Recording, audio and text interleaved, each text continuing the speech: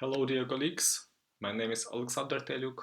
I'm head of archive department at Dovženko Center, which is the largest film archive in Ukraine. This is my pleasure to present you film Oath, which was created by Oleksandro Dovženko in 1913.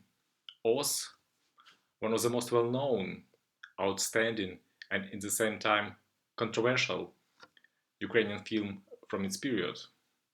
It was the swan song of the whole epoch of Vuvku and Ukrainian Soviet silent cinema.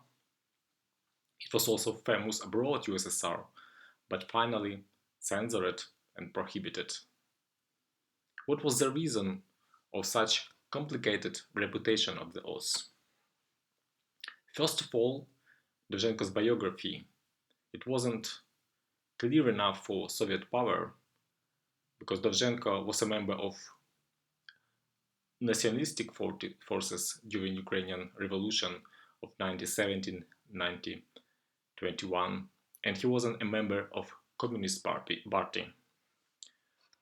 He also referred a lot to episodes from Ukrainian history in his other prominent features, such as Zvenigora or Arsenal. And finally, as an artist, he was too witty and complicated for pro-Soviet critics and censorships.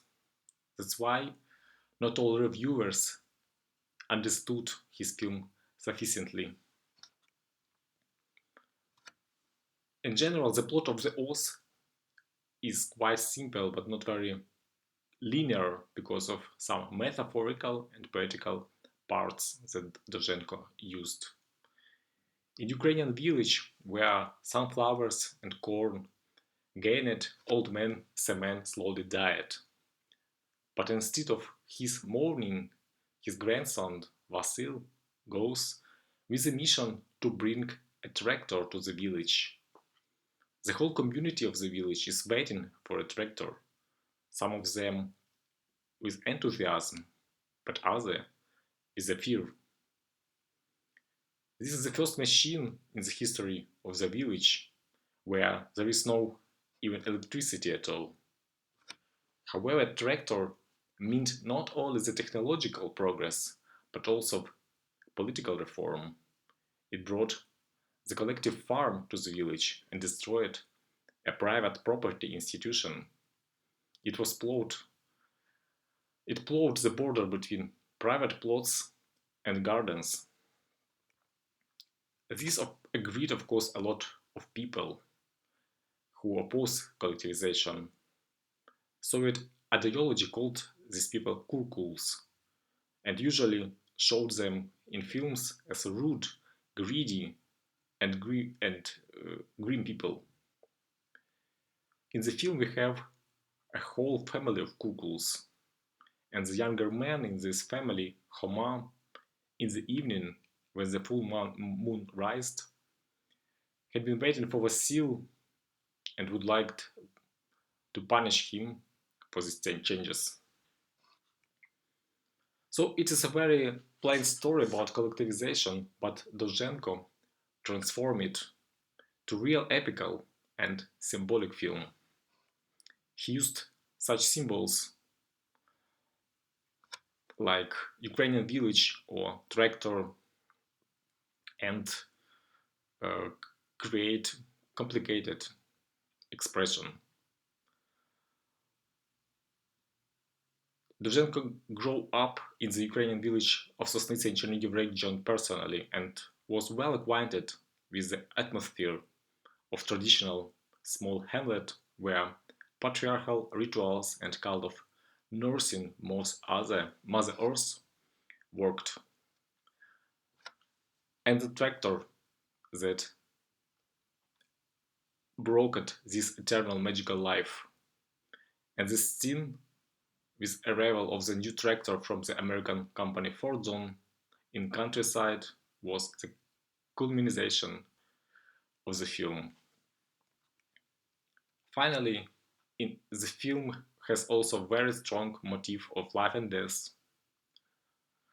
We should explain it through Dovzhenko's experience during the shooting of the film, because at the same time In the same region of Poltava region where the film was shot, armed resistance against collectivization started, and repression against rebels also started.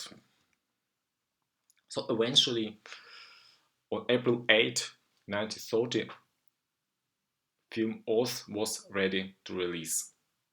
But in 9 days, the film was disappeared from the repertoires of cinemas. What was happened? And 1930 was a crisis year and a turning point for all Ukrainian cinema. In the Soviet Union, there was a stage called by historians as Stalin's Great Break. Beginning from 1928, this political program stopped relative liberal principles of the new economical policy and launched state-planned economy with large-scale processes of industrialization and collectivization. In 1930, the influence of this break was already felt in the Ukrainian Republic and in the film industry.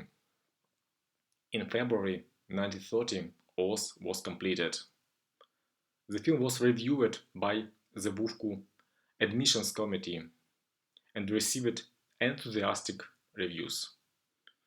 For example, an editor, Mikhailo Makotinsky, in the presence of Dutch guest of the meeting, director Joris Evans, compares Dovženko with Rembrandt.